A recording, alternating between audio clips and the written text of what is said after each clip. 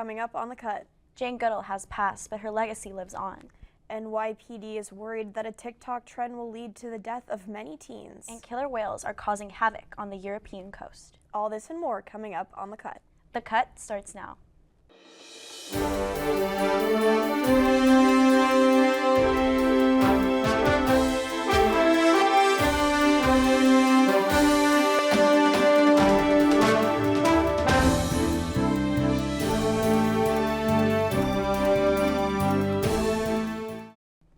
Hello and welcome to the Cut Network. I'm Abby Jurek. And I'm Leticia Nadiello. Earlier this week, the Israeli government detained hundreds of pro-Palestinian activists while trying to transport aid to Gaza through their global SMUD flotilla. According to the Associated Press, after being returned home to their home countries, many of these activists now claim they face severe mistreatment from the Israeli government while in detention. The flotillas consisted of 42 boats attempting to intercept Israeli naval forces. Among the detainees were notable names including Greta Thunberg and Mandela Mandela. Though the Israeli government claims it allowed protesters to voluntarily return to their countries, many claim they were subjected to subhuman treatment by the Israeli military forces. One activist, Italian journalist Saverio Tomasi, claims that they were all treated, quote, like monkeys, after being denied access to basic resources such as medicine. Tomasi then claimed having seen Thunberg at the port with her hands tied while an Israeli soldier placed an Israeli flag next to her, fueling the journalist's claims of, quote, verbal and psychological violence. Other activists, including another Italian journalist, Lorenzo D'Agostino, claimed he faced and witnessed similar inhumane treatment at the hands of the Israeli military. The Israeli Foreign Affairs Ministry is now claiming that all of the allegations are, quote, ludicrous and baseless accusations, while the National Security Minister, Itamar Ben-Gvir, actually claimed he was, quote, proud of the way the military handled the activist, claiming that the people on the flotilla were actually supporting terrorism. This news comes after Trump has been attempting to negotiate a ceasefire between both nations' leaders. Many are now left wondering how this new development will affect future negotiations between Hamas and Israeli Prime Minister Benjamin Netanyahu. Last weekend, Sean Diddy Combs received his sentence in a Manhattan courtroom. Combs will be incarcerated for over 4 years. The moment of his sentencing marked the end of the 8-week trial that caught national attention. It also defamed Combs' image forever, as many disturbing truths about him had come out. From sex parties to domestic abuse to trafficking, Combs is now seen not as a successful rapper, but rather as a criminal. After being acquitted of sex trafficking and racketeering charges a few months ago, Friday's sentencing showed regression in the case. His attorneys hoped he'd be out in a matter of months, but even without the trafficking and racketeering charges, the judges ultimately decided that his crimes and abuse tactics earned him 50 months behind bars. Combs and over 30 of his family members present at the trial were distraught and upset. Some of his children even pleaded the judge for a lighter sentence. Combs was then escorted to a federal jail in Brooklyn. Anthologist Jane Goodall has passed away. Cut reporter Samuel Kabamba has how she is still making an impact. Samuel? Thank you, Leticia. Jane Goodall, the world-renowned primatologist, anthropologist, and humanitarian, dedicated her life to comprehending and protecting chimpanzees from the forest in Tanzania to countless communities around the world. Goodall inspired millions through her groundbreaking discoveries and lifelong compassion for animals. In 1960, at just 26 years old, Jane Goodall traveled to Gombe Stream National Park in Tanzania, where her in-depth research of chimpanzees redefined science. She was the first person to document chimpanzees using tools. This was a pivotal discovery that changed the way humans understood themselves and the world we live in. Her approach broke barriers by her methodology. By not assigning numbers to chimpanzees, she gave them names, believing that every animal had personality, emotions, and purpose. Beyond her research, Goodall became a global advocate for conservation and compassion. She formulated the Jane Goodall Institute and the youth program Roots and Shoots, which really inspired the new generations to protect animals and the environment. Jane Goodall once said, "The greatest danger to our future is apathy." Her words will forever serve as a reminder that everyone has a role to play in caring for the planet, its animals, and each other. For the Cut Network, I'm Samuel Kabamba. Thank you, Samuel. We hope to continue seeing her influence left on this planet. Two teenage girls in New York lost their lives while attempting the dangerous stunt known as the, quote, subway surfing, riding on top of a moving train. According to police, both fell off and were struck by the train, leaving no survivors. The workers who discovered the young woman and family upon receiving the news of their death were, quote, horribly shaken by the tragedy. The incident sparked concern among authorities about a growing trend on social media platforms, including TikTok, where young people attempt risky challenges for attention.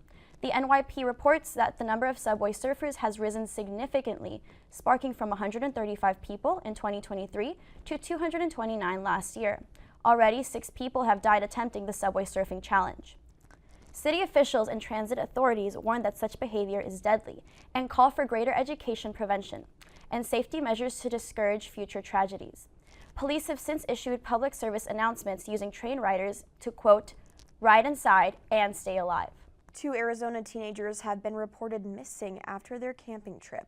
Cut reporter Bentley Yank has the story. Bentley? Thank you, Abby. On Memorial Day weekend, 2 teenagers, Evan Clark and Pandora Jolsrud, ventured out in the Tonto National Forest area off of Highway 87 here in Arizona. The 2 teenagers were reported missing after not returning home from their camping trip. On May 27th, deputies responding near the area discovered their bodies. They had been murdered. Investigators found evidence that the bodies had been moved from the camp area. The suspect, Thomas Brown, age 31, has now been arrested after traces of his DNA were found at the crime scene. He was taken into custody on October 2nd by the Maricopa County Sheriff's Office. He now faces 2 counts of first-degree murder for the deaths of Evan and Pandora. May the 2 teens rest in peace. For the Cut Network, I'm Bentley Yank.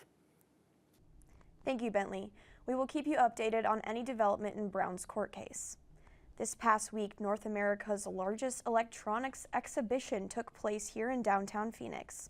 Semicon West celebrated microelectronics at the Phoenix Convention Center, which marked the largest show they've had in 2 decades. The show began Tuesday and wrapped up yesterday and held over 1,000 booths along with more than 800 companies.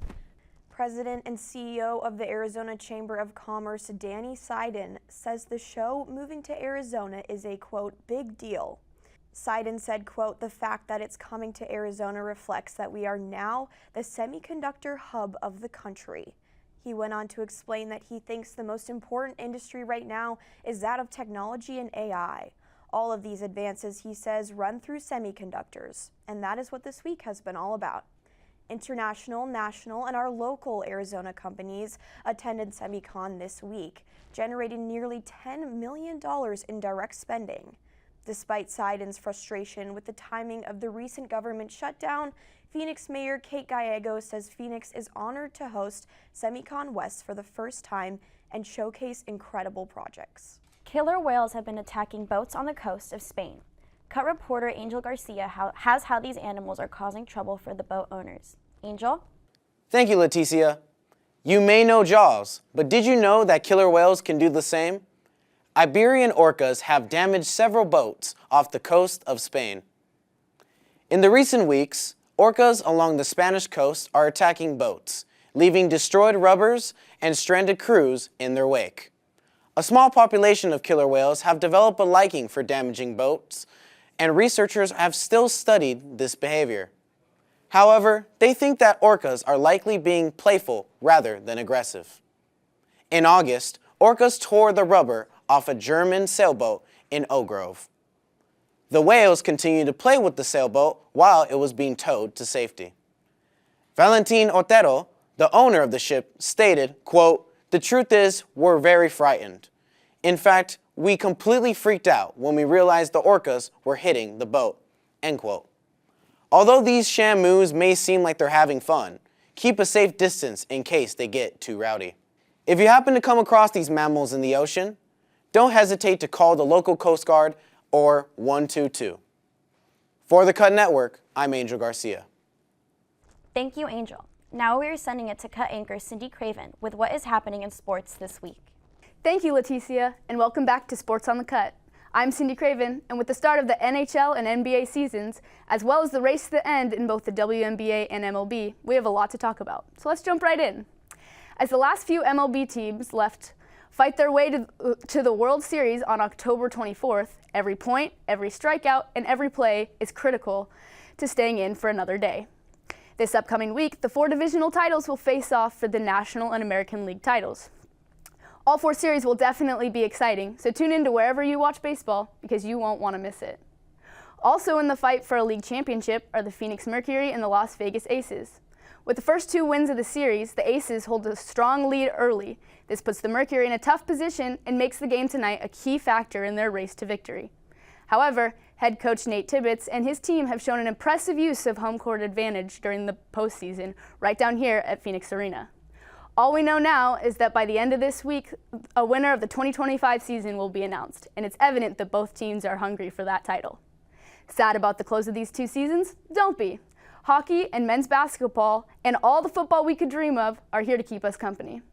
With the start of the preseason hockey in late September, teams such as the Tampa Bay Lightning and the Dallas Stars have wasted no time in building up their momentum to the start of the regular season, which began this past Wednesday. The NBA regular season is also right on the horizon, with the first game taking place on October 21st. The Houston Rockets will be facing the 2025 NBA champions, the Oklahoma City Thunder, in Oklahoma City. As per usual, football, both college and professional, have been anything but predictable. Going into preseason, Texas and Penn State held the number 1 and number 2 spots on the college football AP poll rankings.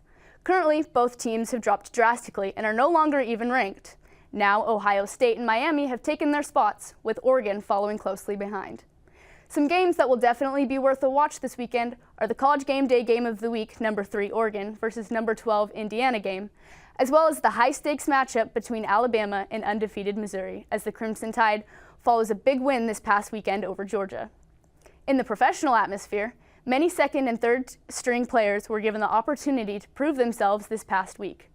Second string quarterback Mac Jones has been filling in for the 49ers during Purdy's absence and performed very highly this past week against the Rams with a pass completion percentage of 67% and 2 touchdowns in Los Angeles.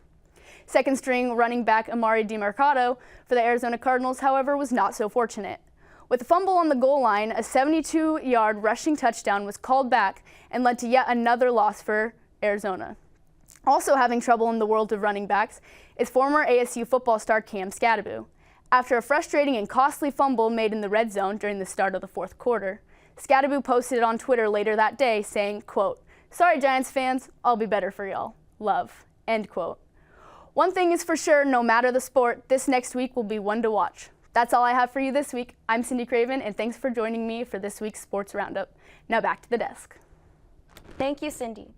Arizona grocery stores need to watch out for new furry customers unexpectedly wandering their aisles. Last Wednesday, a bear was spotted at a Fry's grocery store in southern Arizona. Earlier that week, the bear had been spotted in a nearby neighborhood and once again right outside the store before promptly making its entrance. According to Oro Valley policeman Darren Wright, the bear managed to get through the automatic doors after bumping into them a couple of times.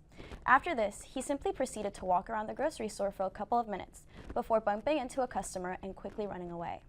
The furry culprit did no damage, sources claim. Darren states that bear sightings in Oro Valley are not uncommon and that they will even hear reports of some in the desert, especially around wintertime. Still, Wright claims that this, quote, is the most interesting interaction we've had with a bear. So, Abby, if you had to bump into any animal at a grocery store, which one would it be? I feel like I would maybe want to bump into a horse because we have a lot of those around here, and if it just waltzed in, I could hop on and just right away. I agree. Yeah. What about you? I would say a raccoon, just because I think it's funny that they have thumbs, and Yeah. I think I would even help it steal some groceries for its family. They're cute. They are cute. That's a good answer. Thank you so much for watching The Cut. Be sure to follow us on Instagram at The Cut Network. I'm Leticia. And I'm Abby. Have a nice evening.